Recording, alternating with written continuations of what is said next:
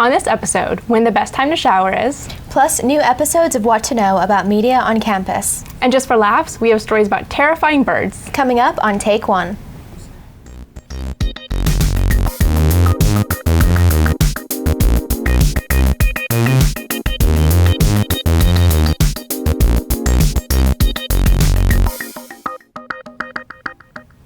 Welcome to Take One. Thanks for joining us. I'm Michaela Clay.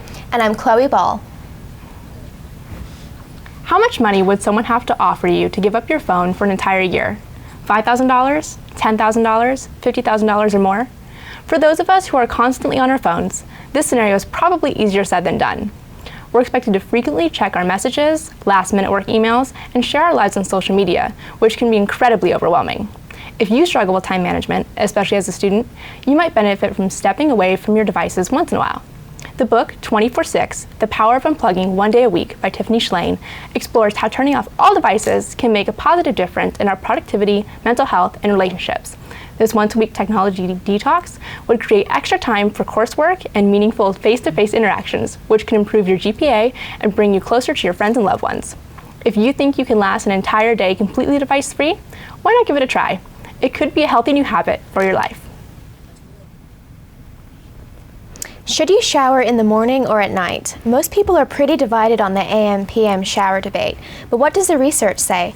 A recent New York Times article looked into both sides and found that taking showers at night releases muscle tension and cools down the body, which helps you fall asleep faster. Another plus side is that you have extra time to sleep in before heading to class or work the next day. On the other hand, showering in the morning wakes you up and removes excess sweat and dirt that piles up overnight, which keeps you fresh throughout the day. So what's the verdict? Well, since there are benefits to both, researchers actually suggest showering twice a day if you have the time. As long as you're keeping your showers short and sweet, since long hot showers can dry out, crack, and irritate your skin. You can experience the best of both worlds by getting your snooze on and feeling fresh and energized for the day ahead. Pulse Radio has given lots of people the opportunity to produce their very own shows. Roseli Guerrero tells us about the takeover. Have you been searching for a sports radio show but haven't found the right one yet? Well, look no further. Today I sat down with Ryan Seekert and we spoke a little bit about his show. My name is Roseli Guerrero and this is What to Know about the Takeover. Okay, so I'm Ryan Seekert. I have my own radio show here at the Pulse booth called The Takeover. And so me and my old coworker James Macho, we talk about NBA, NFL, MLB for all of our followers on Twitter and Periscope. People will start to make comments too and everything, so everyone kind of gets involved, and it's just something I really like to do. I've always had a good habit of doing. You know, I've always thought it was really fun, and so just kind of something to put on my resume for now. If you would like to listen to The Takeover, make sure to tune in on Tuesdays at 6 and Thursdays at noon on the Radio FX app, or go to Twitter or Periscope at _takeover. My name is Roseli Guerrero, and this was What to Know about the Takeover. According to survey data from collegeboard.org, college students can expect to spend well over $5,000 on required textbooks for a standard 4-year stay at most universities. But it doesn't have to be that way. With a little work, students can drastically reduce their financial burden. One option is to buy digital textbooks or loose leaf formats. The difference in expense between traditionally printed books and a digital version could be as high as 60%. Another option is to purchase used books from the textbook exchange or the bookstore, as long as you don't mind having parts of the book already highlighted. You should also consider renting your textbooks, either digitally or physically. Many online retailers such as Amazon or Chegg allow you to rent textbooks for a set period of time. Although you might be at the mercy of waitlists, you can also check out required texts at the university library for any given semester. And finally, take a look into open educational resources. These are openly available texts and academic materials that are at no cost to you or the school to use and are readily available online. If you want to get your dance on, join the Dance Marathon. The event is a nonprofit, student-led organization that raises money for the St. Luke's Children's Hospital by fundraising throughout the year and ends with an overnight dance marathon at the rec center. Each dancer raises a minimum of $50 to contribute toward projects such as music therapy and children's community centers, including the Pavilion. Students are encouraged to attend the event to make more miracles happen. Between dancers and attendees, the event usually attracts over 1,000 people every year for a good cause. The highest amount raised in one year was a little over $208,000, and they hope to beat it each year. The overall total is nearing $1 million since the event was first launched in 2012. The best part is that the Miracle Kids come in their families to the event and they get the dance along with their participants. To learn more about the kids and their stories on the Facebook page, Dance Marathon at Boise State. For information about fundraising and dates, go to Boise State Dance Marathon on Instagram and show some support by getting your dance on the day of the event. Students are taking many different classes, but some are more interesting than others. Lily Crolius takes us through one of these classes. In a fast-growing city, there is a team of students who capture events both on campus and in the community. I'm Lily Crolius, and here's what to know about Boise State Television. Boise State Television is an organization that allows students to gain hands-on experience in television production. BTV provides video coverage for many lectures, workshops, and music performances that take place on campus. If you're interested in creating content for BTV, check out Media Pro 117, the introductory course for university television production. Boise State Television students also produce a variety of TV shows and short content for distribution on YouTube and cable channel 60. For more information, visit boisestate.edu/BTV or connect with Boise State Television on Instagram, Twitter, and Facebook. I'm Lily Crolius, and that's what to know about Boise State. So my favorite show on BTV is definitely Boise Fights with Remy and Joe. What's yours? Take One, of course.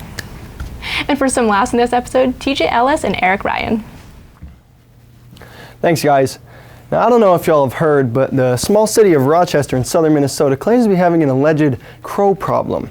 These birds are apparently terrorizing the town with the daily routine of fecal carpet bombings. But have no fear, for the Crow Patrol, they are here. Armed with pointer lasers and blank pistols and bird calls that sound off the crow's distress signal, this elite force of crow fighters protect the streets of Rochester from these savage beasts who have no regard for the well-being of the sidewalk.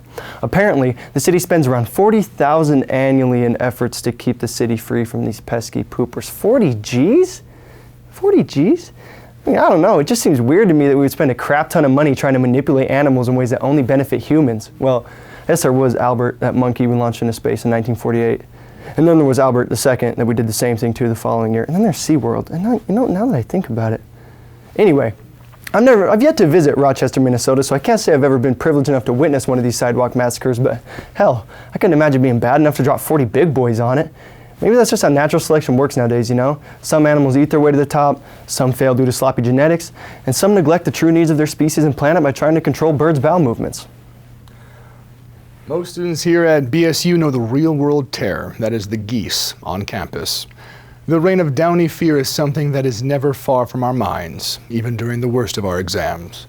But for one student, Jeff Bogard, this foul nightmare became all too real. It happened Friday. After classes finished, Jeff was walking home to his dorm when he noticed a gaggle of the little water demons blocking his path, hawking in an irregular unison at him. Not giving it much thought, he just sort of pushed his way through as he headed back to his dwelling, only to find a deadly rave of the birds chasing after him with fire in their soulless eyes.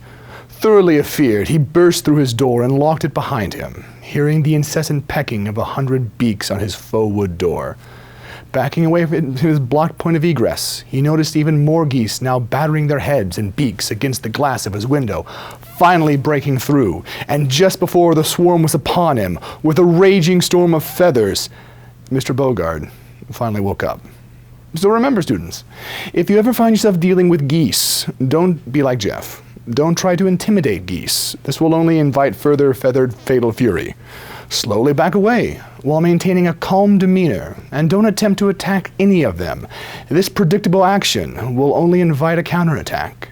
And finally, just don't feed the geese, guys. Really, it just encourages them to stick around where they're not wanted. You know, I feed the geese. I kind of like them. You're part of the problem, Eric. I'm an anomaly. You're the reason Jeff Bogard was attacked. I can't say you're wrong. Yeah, speaking of anomalies, blue eyes may not be as common as you think. We've got Ben Luca to tell us a little more.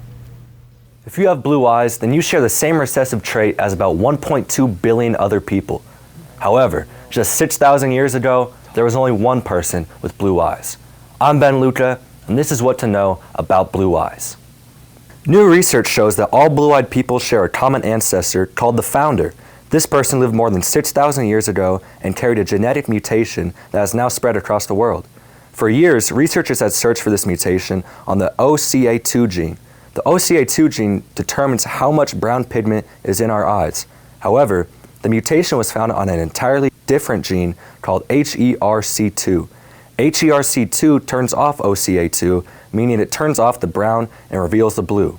Every blue-eyed person has this same exact mutation. Before this mutation, every human had varying shades of brown eyes. But how did this mutation get its start? Possibly when humans migrated from Africa to Europe. This would explain why only people of European descent have blue eyes. It would also suggest that all blue-eyed people share a single European ancestor. So if you love your blue eyes, be happy you weren't born 7,000 years ago. I'm Ben Luca, and that was What to Know About Blue Eyes. Well, Eric, apparently I'm a mutated descendant of the founder. Back to you guys. That's all the time we have today. Thanks for joining us. I'm Michaela Clay. And I'm Chloe Ball.